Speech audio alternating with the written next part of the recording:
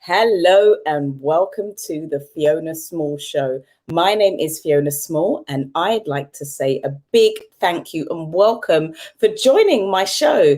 Today I have an amazing guest by the name of Bree who will be joining me. But until she arrives in the studio, I just wanted to check in and touch base. I know that many people have been giving me feedback on how they found the show, asking how do they come on board and how would they like to kind of get interviewed on the show, join as a guest.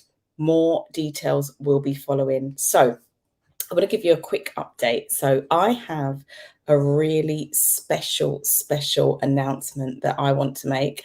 I'll be sharing some great updates, what I've been up to. Those of you on my social media, especially those on my Instagram, on my Facebook, will know that I have been working tirelessly on a new project. So stay tuned for more details on that. I don't want to give away too much gems just because I think it's good to hold some stuff back. So I will be sharing that in due time. So stay tuned for more updates on the big reveal. So what's been happening in my world? Those of you on my social media will know that I took a little vacation. I went away with my children. We went to sunny Portugal. And can I say this? We timed it absolutely perfectly. When I say perfectly, so check this out. The country, Portugal, went on the amber list. So when we booked, we went away. It was my two children and my sister and my niece and my sister's friend and her daughter. When we booked, we thought, oh, it was half term, the children on holiday. Why not do something? Let's get away. Saw an amazing deal online. My sister calls me and says, Fiona, I think we should go on holiday. I was like, absolutely. Those of you that know me know that when it comes to half term and school holidays, I usually do the whole staycay with the children somewhere in the country. And that was what the plan was. So when the opportunity came up to go somewhere, I was like, absolutely. So we booked, we had an amazing time. I'm sure you've seen my pictures of me on the beach with my sun hat and my shades, me doing my posing as I do. And the airport. So listen to this. When we heard that the country was actually going to be going on to the amber list, we were like, oh, okay, well, that's not going to impact us because we are going to be back before then. Let me share this with you. So some of you may have seen me on Sky News. Now, I've not mentioned this actually just because I wanted to kind of surprise those people. And I might actually edit and slip in that kind of clip of me at the airport. We've arrived at the airport, Faro Airport to be precise. Everything that we've needed. So anybody that's traveled before the pandemic or during this pandemic, you will know that traveling has really changed. Traveling is not the same. So you now need to get what's called a fit to fly certificate. So you have to get a COVID test 72 hours before traveling. And then once you've done your tests and your test results come back, you will get what's called a fit to fly certificate. And that's what you have to produce and show at the airport. Done it all. You have to pay for these COVID tests, obviously, £80 each to be precise, even my little one. Hello.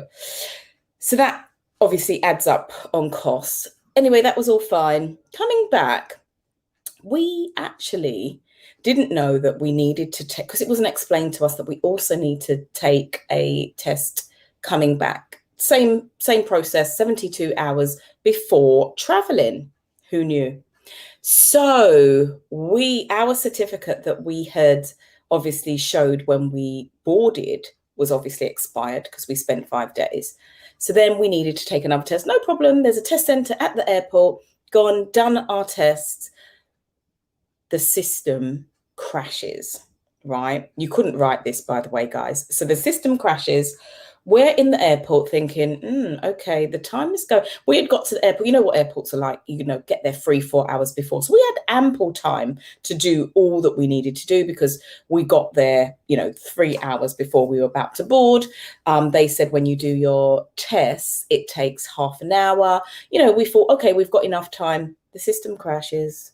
Nobody knows what's going on. The airport, I'm sure many of you in the UK would have seen Faro Airport on the news where, a lot of British holiday makers went over there, and the amount of flights that were missed. I'm telling you, being in that airport was like, oh my goodness, what is going on? Breathe. That's all I had to do. Do you know what? Can I just say, like, sometimes, well, this is my philosophy and my ethos as well, that when things are outside of your control, and when I say outside of your control, I mean there are some things that we're going to be able to control, like, how we respond. I always say, do you know what? I only have the power to control how I respond and how I react, especially when you're traveling with children. When you're traveling with children, you have to really bear in mind that they feed off of your energy. So if you're in a panic and you're feeling like you're losing it, they will pick up on that vibe. So I had to just be like, right, when I realized that we're not going to board this plane, not only us, but the other people who were also at the airport who missed their flights, weren't going to get on the plane. The queues were horrendous. It was a lot. I just contacted our host of the apartment that we stayed in. We stayed in an absolutely beautiful apartment, absolutely beautiful. And I just said, look, this is a situation. We're not going to be able to get on the flight. We do have to book another flight. Can you put us up for an extra night? So until we sort out ourselves, and we'll be flying out the next day. Absolutely amazing host, I must say. Shout out Douglas, his name is. Amazing gentleman. He was like, no problem, Fiona. Absolutely. He arranged for the apartment to be opened for us by the time we arrived back. We were only 15 minutes away in a taxi from the airport. And we got an extra day on holiday. We got back safe. We got back, in a time where, when you think about all that's been going on, and we've got this new variant at the moment, and the cases, sad to say, have been rising. I personally don't know if traveling is going to be on the agenda anytime soon, because there are a lot of things to factor in. But I felt really grateful that the children and I were able to spend some time together, get away from the UK. We've had some glorious weather here, by the way. Those of you that have been sunning it over the past, week or so, it's been glorious weather.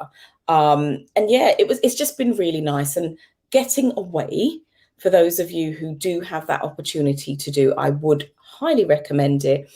But I would say definitely do your due diligence, do your research, understand exactly what it is you need pre-traveling, so that you're not, kind of taken by surprise, or, you're not really understanding kind of the requirements, because there are a lot of things to actually do online before you board, and equally before you leave and to return back home. So yeah, we had a great time, a great experience as well, just together. First time, in fact, my sister and I have been on holiday together, which was really special. And got some amazing pictures and memories for the children. And it was just a week before my son's 10th birthday.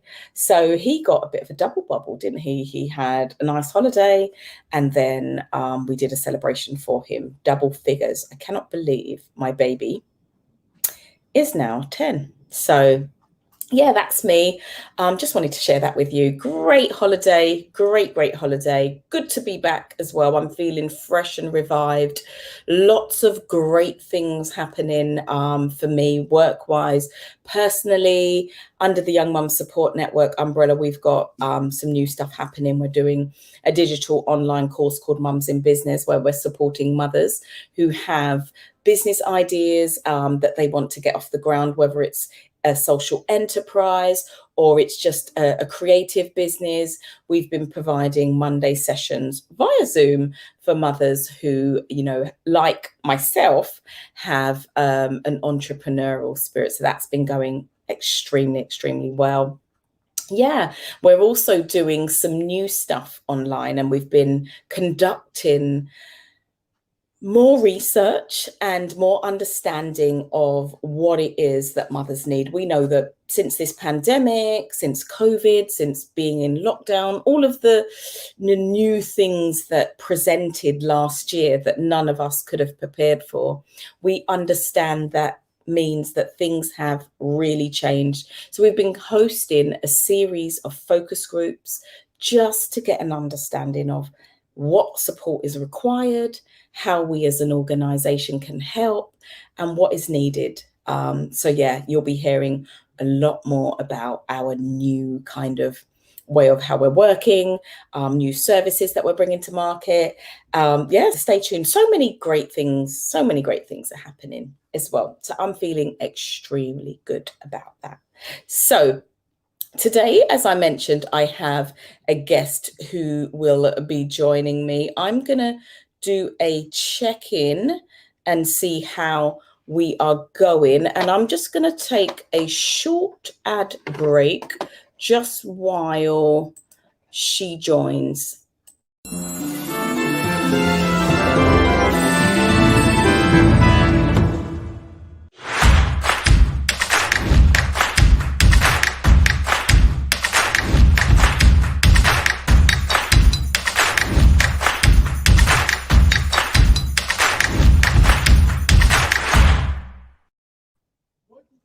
Hi, I've just heard from my guest, and she will be entering the studio very, very soon. Welcome back to the Fiona Small Show. My name is Fiona Small. Today I have a guest joining me by the name of Bree. Soon as she arrives in the studio, I will welcome her. But in the interim, let me read out her bio.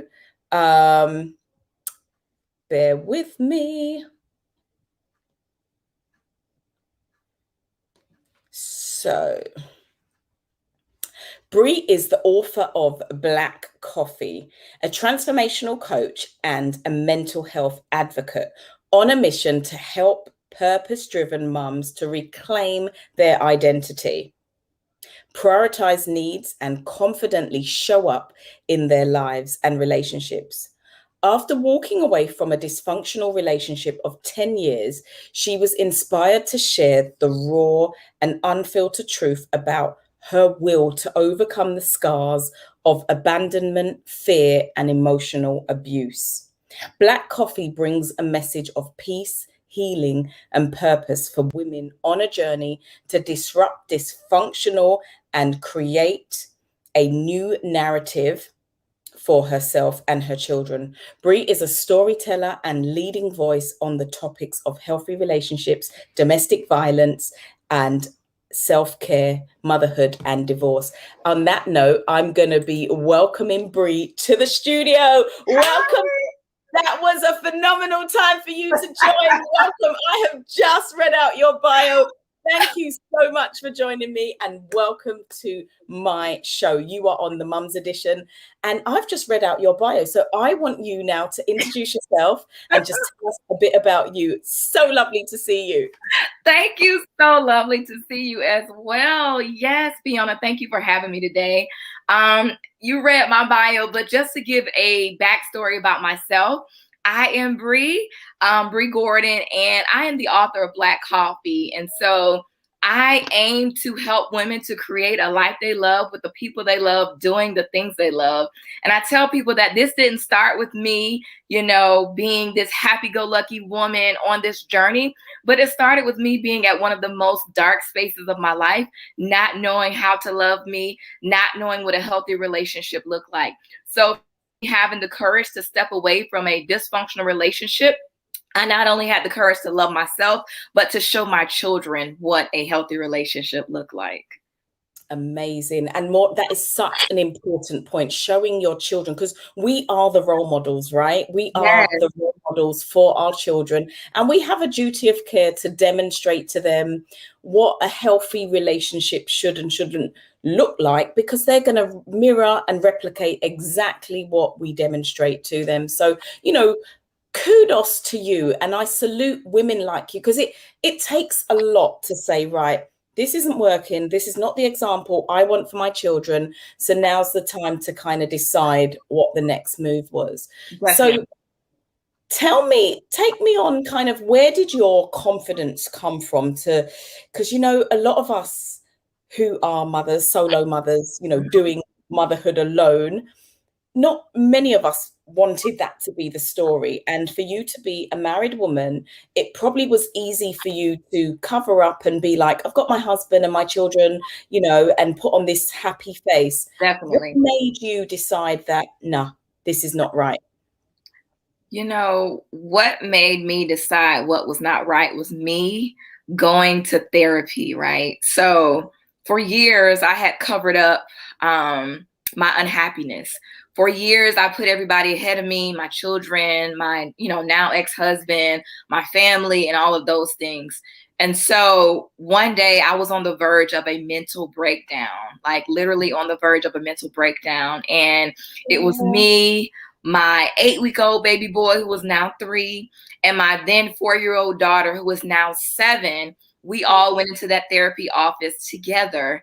And that was kind of where my journey uncovered, with me discovering who I was outside of my role as mom, outside of my role as then wife.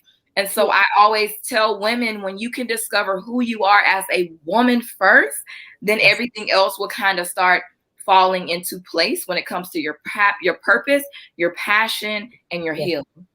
Amazing. And I love the fact that you said, right, I took my 2 babies and we entered that therapy room, and that was the journey to healing. Do you know, healing, I always say, is a journey, right? Definitely. And that's self-discovery, because what happens when we embark on this self-healing, self-discovery, self-development, and start doing the inner work. I call it the inner work on ourselves.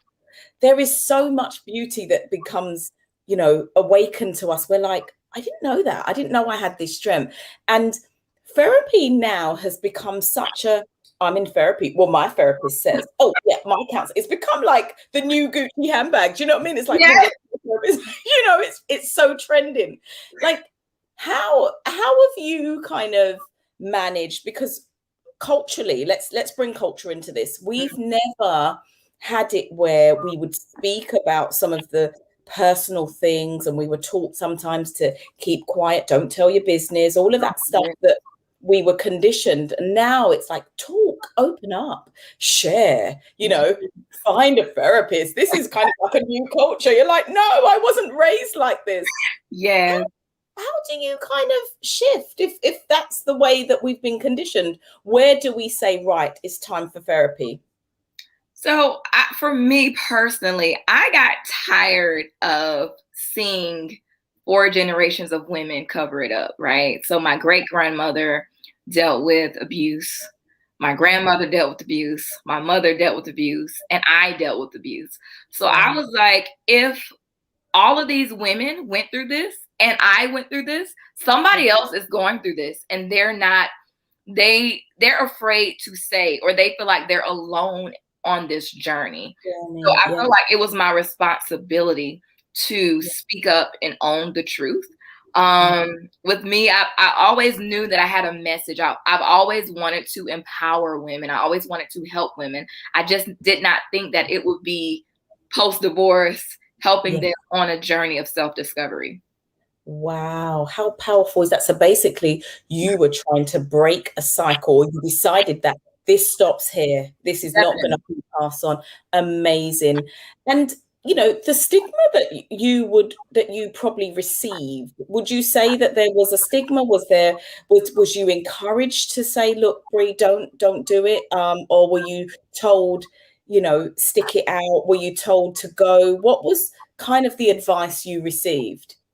So when I finally spoke up about it, like to my mother, my immediate family, they encouraged me to go. They encouraged me to leave a situation that was not helpful or not healthy for me and children. But like other friends, maybe who were in church, you know, I was told that I don't believe in divorce, or I was also told that God could heal, and just different things, an array of things when it came to me deciding my marriage. But again, it was ultimately up to me to make a decision about how I would move forward. A lot of people would say, you know, but do you want to break up the family? That was the thing too. So it was just a mixture of things. But the people who were in my close support network, they encouraged me to move forward.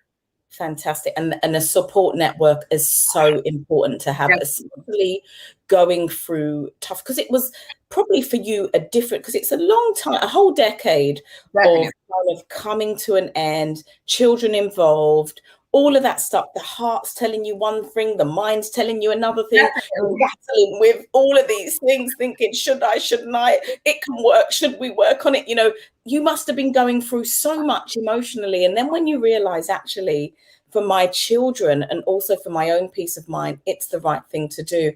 So let's fast forward. You've now kind of really reinvented yourself. So I am I'm so passionate about pain to purpose and pain to power, and how we transform whatever we've gone through, good, bad, or ugly, into this amazing, like, tell me about how you've navigated your way and what you've done since, you know, kind of the end of your marriage and now moving forward. What's been, you know, your kind of, what's been the drive other than the children? What else has driven you?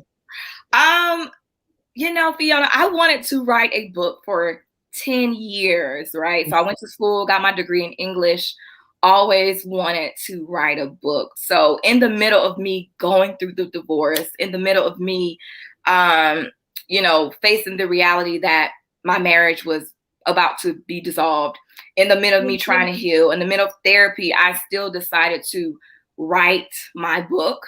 So that was kind of like the starting point, right? That was the starting point with me making a decision to do something that I knew I could do, but had never done. So writing the book was number one. I wrote Black Coffee, From Empty to Overflowing with Peace, Healing, and Purpose.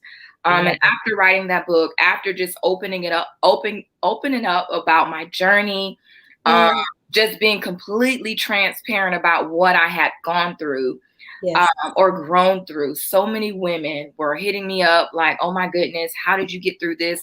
You know, and just continuing on this journey of therapy and coaching, and just self-awareness and awakening. It was beautiful, even though it was also painful.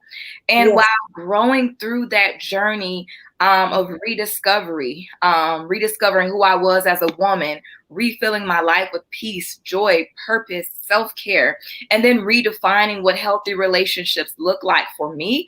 And not only just romantic relationships, but relationships in general. That was kind of the process that it was the right thing that I was doing, because the more I opened up and went in that direction, the more confirmation I received. So the community has just been amazing. I've been able to meet so many strangers that have turned into friends. Yes. Amazing. I love all of that. Literally, it's like medicine to my soul listening to you, because do you know, when you are on that journey, that healing journey, and what you said, what you've grown through, you're growing through it and finding an outlet. And I think writing is so therapeutic. That's why people journal and people write their kind of feelings down of what they're going through, because oftentimes we are going through so much as women. We really feel so much, you know, and being able to, even in the midst of it, because, you know, so Sunday coming is Father's Day. And like you, I used it as an opportunity to put a book out, Effective Ways of How to Improve the Single Parent Experience, because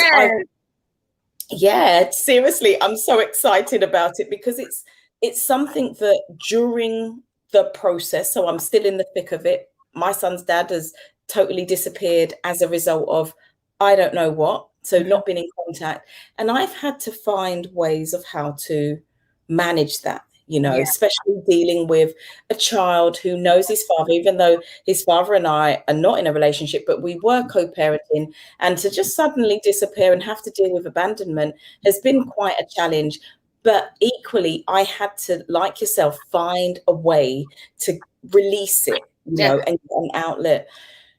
How do women like, say, you and I, who have, been on a self-discovery journey or are still on it, how do we share with others and encourage others like us to remember that this is just the journey? This is not the end of the story. This is still the process. And I don't want to say it gets better, but in time it makes sense. How can we kind of really be, how can we champion that message? Because sometimes we're so overwhelmed with our stuff that we can't be out of it. That's a very good question. Yeah. For me, recognizing that I did the best that I could with what I knew was very important. So knowing that you did the absolute best that you could with what you knew will help you to provide yourself with the grace and the space to move forward. So that's number one. Number two is forgiving yourself. I think a lot of us, we overlook that important piece of forgiveness, the power of forgiveness, right? The power of forgiving yourself and forgiving the person who may have hurt you intentionally or unintentionally. Because at the end of the day, people are only loving from the capacity that they know how to love, right? And so giving yourself the grace and the space, forgiving yourself, forgiving that other person. And then the last thing I would say, because I could go on about this all day, I'm super passionate about this. And then not comparing your journey to everybody else's journey. That's right. Comparison is the thief of all joy. Joy. Yes. So I think that a lot of us get caught up in what the mother or the wife or the woman is doing to the left of us, to the right of us, instead of just waking up and knowing that we are our own competition. So I'm not the same woman that I was last year. I'm not even the same woman I was last month, if I'm honest with you, Fiona. So just knowing that, again, you are your own competition, that's helped me. And being better. I always tell people, my circumstances, they didn't make me bitter, they made me better. And when I say better, I mean better able to kind of look at self, let go of the mum guilt. And those are some of the things that I cover in the book, the mum guilt, the comparison. There was a time when I was really trying to change my title. I felt that, right, I need to be a Mrs. I don't want to be a single mum all the time.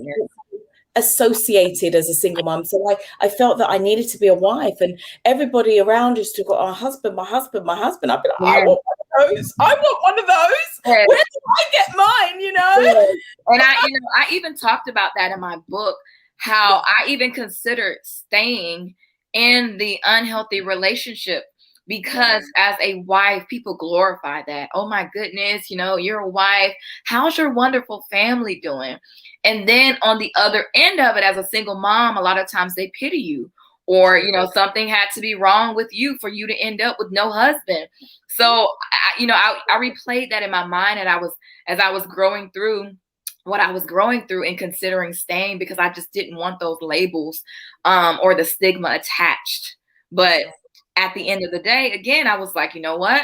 As a woman, what does Bree want, or what does Bree need?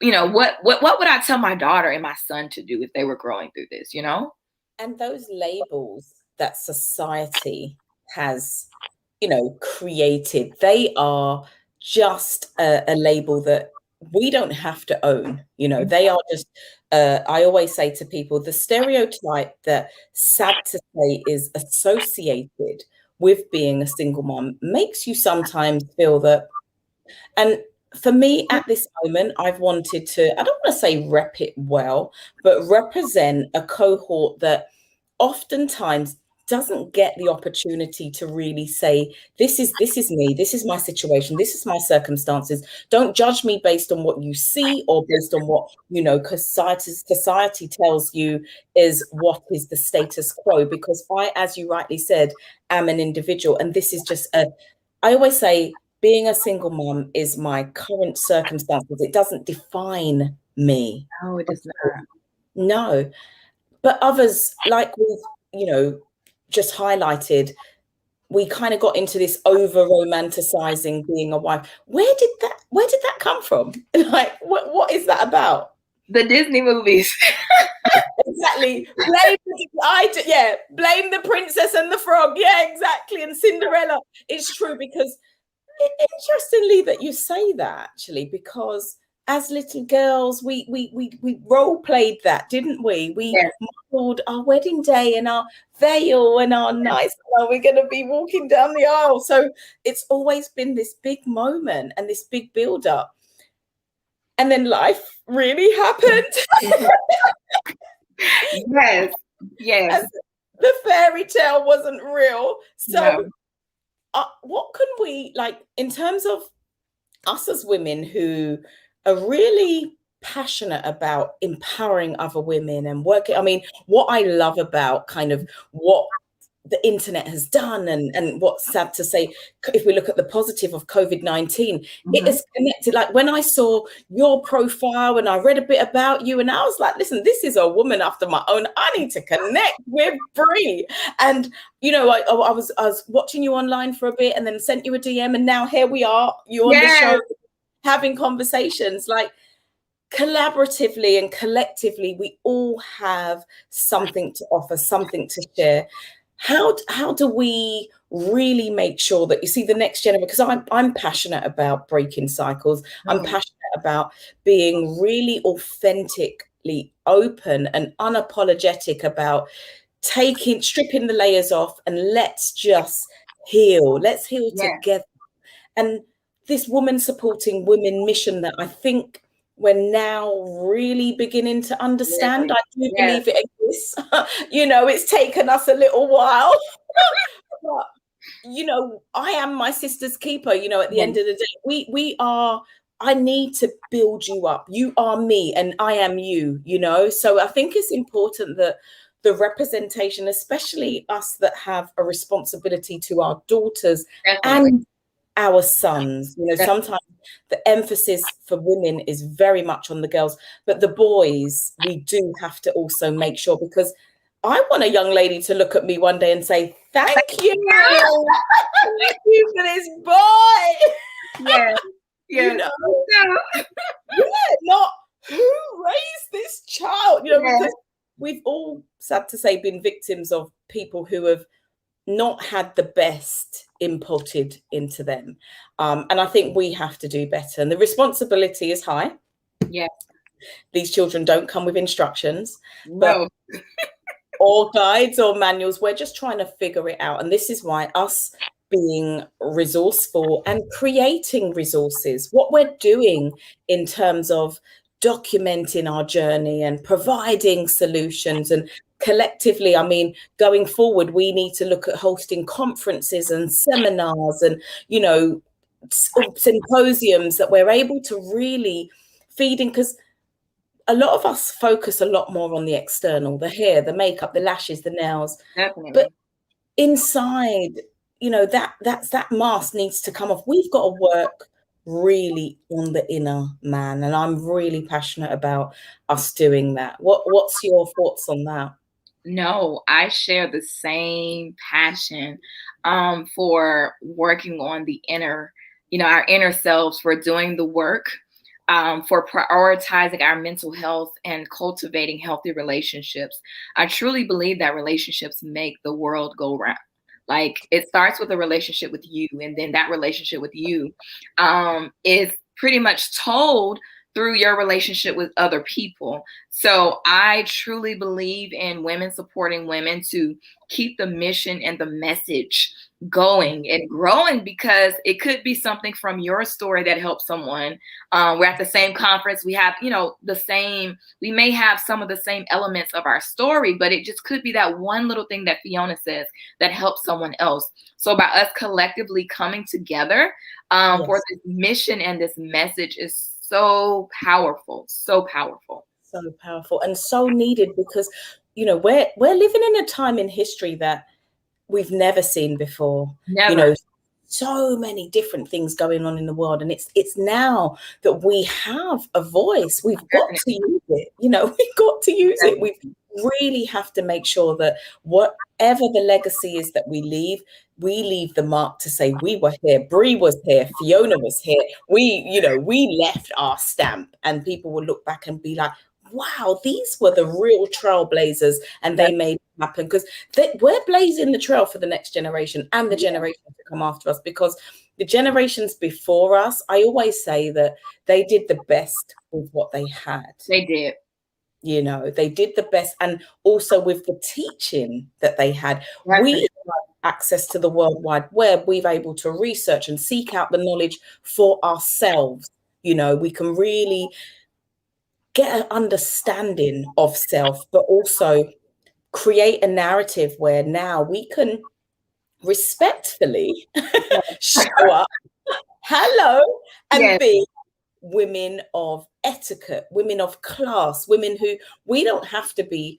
And what I love about, even since we've been discussing, you've not said anything degrading or disrespectful about your ex-husband. You've just managed to say, right, actually, it came to an end. It wasn't for me. The children was at the center of it. And that's what we want to kind of see. Because at the end of the day, absolutely, he's still the father of your children. Absolutely. And this is where, for me, Bree, I want to get to a space where no matter what's kind of gone on, when we do that inner healing, we're able to also kind of empathize with the perpetrators. Yes. And say, do you know what? In the grand scheme of things, when all said and done, I forgive you. I forgive you. Because do you know what you're doing? You're releasing yourself. When I let go of what's been done, I can focus on me. I can now rebuild and recover and parent these children from a space of what's going on inside of me, instead of being such an angry, there's some people, they're so bitter and angry, and there's so much that we've got to let go. And the art of letting go is not an easy journey, because there is many things that you've got to realize that there's a residue, and entering into that process, like you rightly said, is a kind of process that begins from that healing journey. Would you agree? I do. And I think through healing and letting go, you provide yourself with some level of accountability. Accountability is very, very, very big for me. And, oftentimes I think that it's normal when you're hurt to kind of go through a phase or a small period of victimizing yourself and blaming, things like that. And then once you kind of move forward and make a decision to forgive and move on, and I will say forgiveness is it's a decision that you make every day, right? Once you decide to move forward, then you can go to, holding yourself accountable. So what can I control in my life, right? That can allow me to create the best life possible for myself and for my children. What mindset shifts do I need to make? What do I need to journal about? What do I need to surrender? What do I need to revisit? Like what things played a part of my childhood that allowed me to kind of move forward in this way? So I think that us holding ourselves accountable is one of the best things that we can do to move forward in peace and healing and in purpose. Peace, healing, and in purpose. Absolutely. I love that. And sometimes it takes for somebody to say, come on, you can do it. And this is just a first step. This is just a phase, because it's taken sometimes, just like you said, that one opening or realization, because you sound like a woman now that has set your boundaries. You know what they are.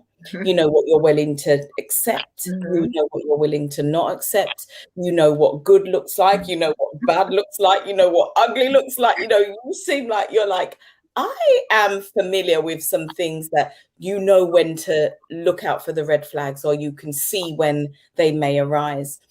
And because sometimes we end up in patterns and cycles that we will not understand, why is it that a certain type is being attracted to you, or why am I entering into things and it's the same outcome? I tell you, when I realized that there was a time to have a pause is when I had to really put my hands up and say, right, when the relationship that I believed was going to kind of end in marriage didn't, and the breakup was not only just for me, but also for my children, who was introduced to the individual, who had built a relationship and a bond. It felt like what you mentioned about, you know, the guilt that came, but also like I had failed, because I felt I've allowed for this individual to build a relationship, build a rapport with my children under the pretense that we were going to end up in a certain situation, and it didn't happen. The recovery for me was tough, but also equally for them. But also, I had to remember that just because that relationship had ended, another other relationship had been formed with my children. My daughter is 16, my son is now 10. I've had to be the mature one to say, actually, I don't want them to think that people come into their lives and then they go and then they come. So we've actually been extremely civil and allowed for him to still have access to the children. And what was really lovely is, in fact, just yesterday we met up because it was my son's 10th birthday. Yeah, and I can't believe it. And he had really, you know, if somebody's known your child from they were 6 years old, that's a very impressionable age. It is. And yeah, it felt like, wow, you know, being civil, being mature. I suppose we're adulting now, so it felt like, you know, in a way, when a relationship does end and a bond has been formed with somebody else that you've, you know, introduced your child to, it's made me realize that, in fact, Fiona, and I talk to myself here, if it's not something that was extremely toxic and it's going to be of benefit to the children, allow for that to still be the case, because it's taken me a while to realize that. And it's just over a year ago that all of it all happened. And now it feels really new, if I'm to be honest, but it feels civil is what I'm saying. Not everything has to be bitter. Exactly. Yeah. Not everything has to be bitter. So I'm learning the power of that. And I'm learning that even, you know, through the effective ways of how to improve the single parent experience. Once upon a time, I'll be honest with you, my goal was, by this age, I need to be married. By this age, I need to, all of these, you know, that's how it went. And now I'm just happy to say, let your will be done, Lord. Yes. In perfect time. Use me as your vessel, and let everything else kind of just manifest in the way that it's supposed to, in the perfect timing. Because, you know, I believe that God's timing is not our timing. And every time I try to do it my way, it's like, okay, I surrender. Over to you. Yes. Every time we try and do it our way, it's like, nope. Yes, I agree. And you agree? So in terms of like, would you say that, let's look at co-parenting, yeah? Do you find co-parenting something that is an easy thing to do, in terms of communication? How can we establish healthy communication when dealing with somebody who is quite difficult or not wanting to communicate? What's the best? And I'm still trying to work this out. I don't have the answer at all. But I'm just wondering, like, what's the best way to respond in situations where you just feel like, why are you so difficult? I've learned to control what I can control. And Love that's me, right? Because I mean, at the end of the day, we could ask over and over, like, why is this person so difficult? But oftentimes that's why, you may not have made it in the relationship because you and this person just do not see eye to eye, right?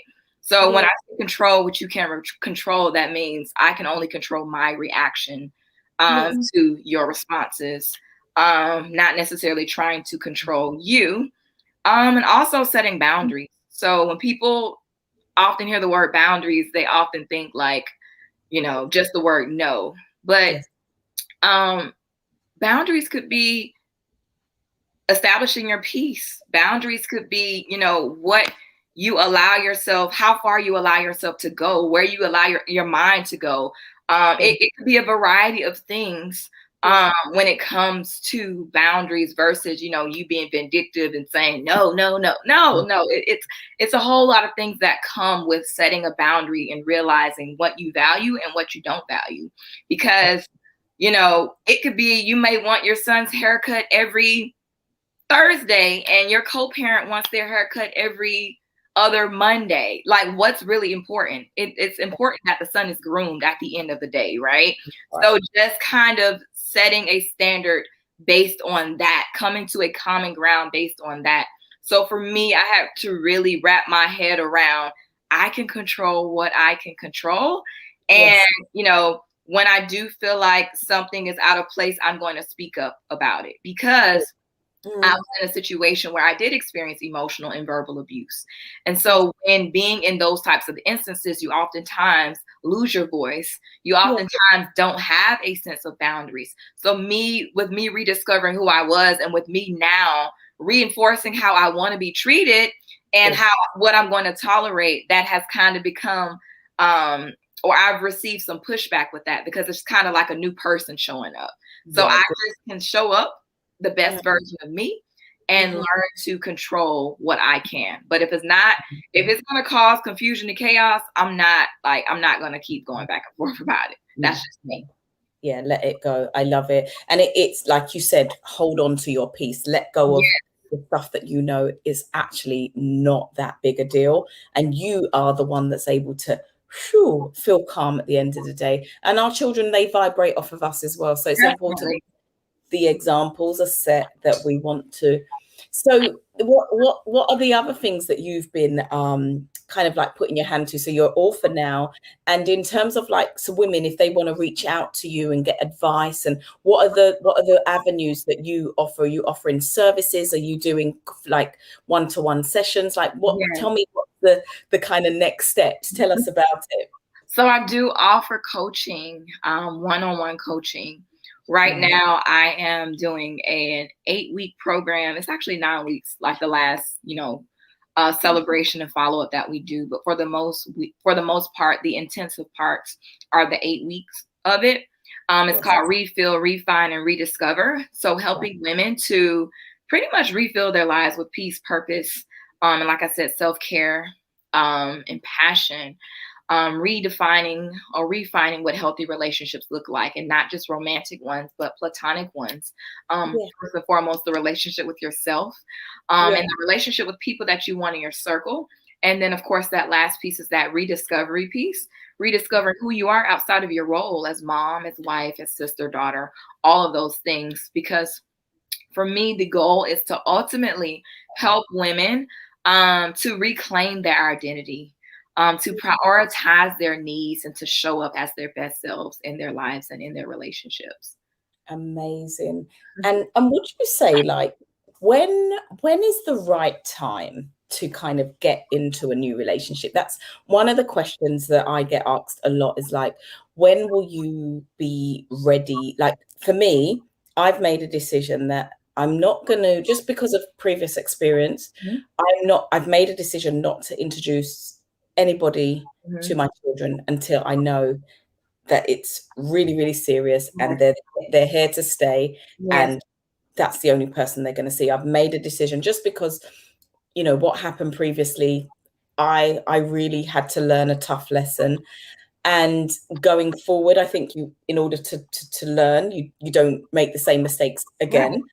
And I've also started to think, because people are always saying to me, but Fiona, how comes you're not married? How comes you're not this? Oh, you should be. And it makes me think, I know, right? And then I suddenly think, well, no, it's not just about that. It's about exactly what you're describing, that healing journey. Am I ready? I'm not going to allow for anybody to come into their space. This is their home, their space. No, I've really changed the way we're going to be kind of operating going forward. For me personally, when I'm going to navigate relationships, what would you say is the kind of best time to know you're actually ready for a new relationship? So I agree with you when it comes to not introducing your children to anyone until, like, this is the real deal. Yes. No one has met my children yet, because I haven't, gotten to the point of wanting to introduce them to someone I was seriously dating. But I would say that the best time is not necessarily when you're completely healed, right? Because I don't believe anyone is completely healed. Like you said, it's a journey. I do think it's a journey. But I do think that once you have a higher level of self-awareness, like that self-awareness piece has to be pretty high to know like what may trigger you, what you may be projecting onto the other person. What are some things that you're still kind of dealing with that you need to work through? I think that at that point, that's when you can kind of start dating. So the self-awareness piece definitely has to be in place.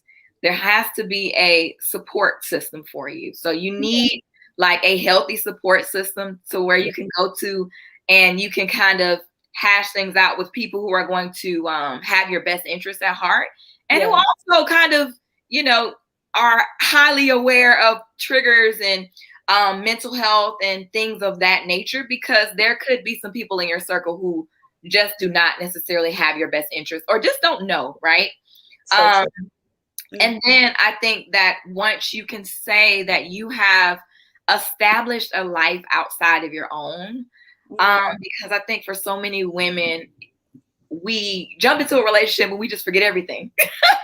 So when you're operating from a place of confidence, like you're more confident in what you can bring. You're more confident in your purpose. You're more confident in your ability to pick up red flags, pick up yellow flags, and pick up those green flags. Then I think that can be a time where you can kind of get back out there. Absolutely. I love all of that. Red flags, yellow flags, and green flags. You know when it's like, no, amber, green, go. Yes. I love it.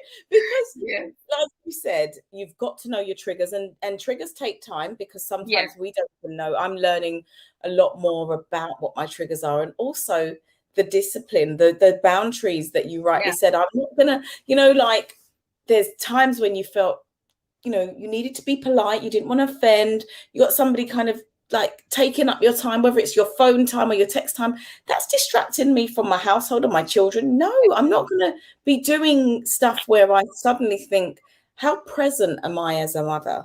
Am I being present, or am I being distracted? And are the things that are distracting me, do they warrant my time?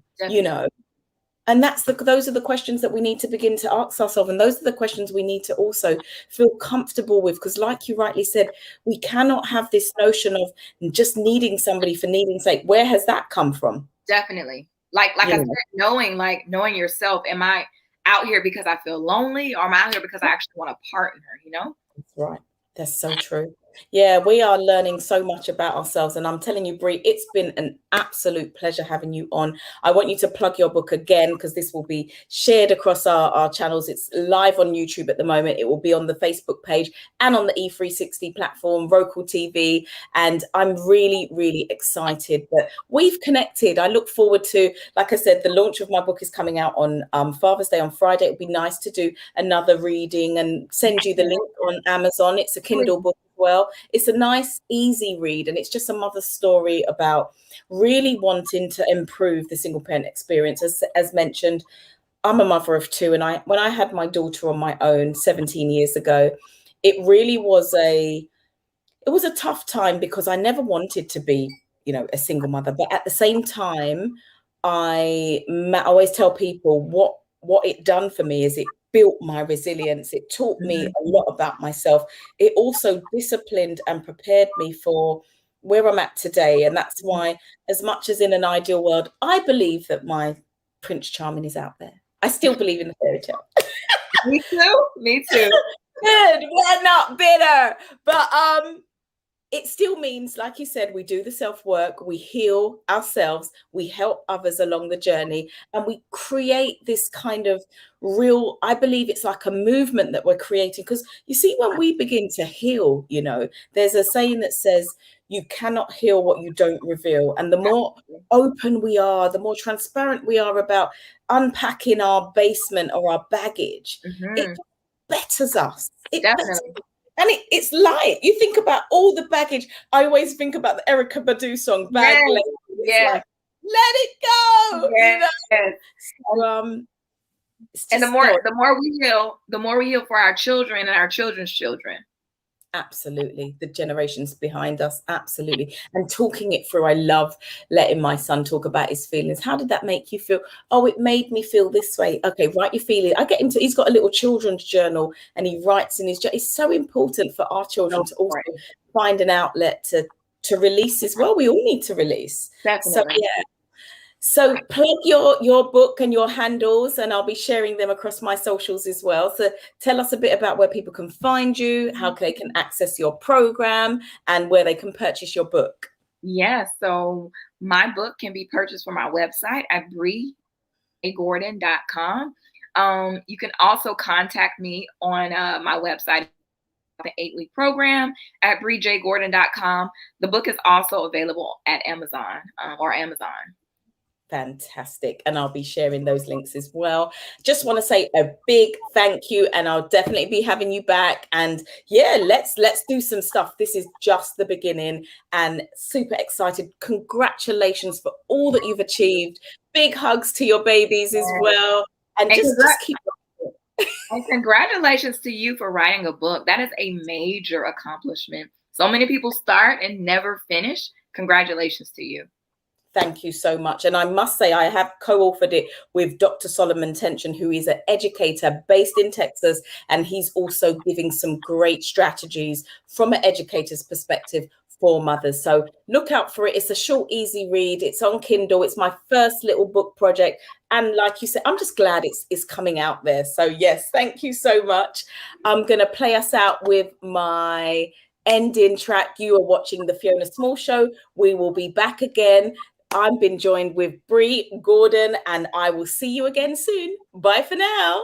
Bye.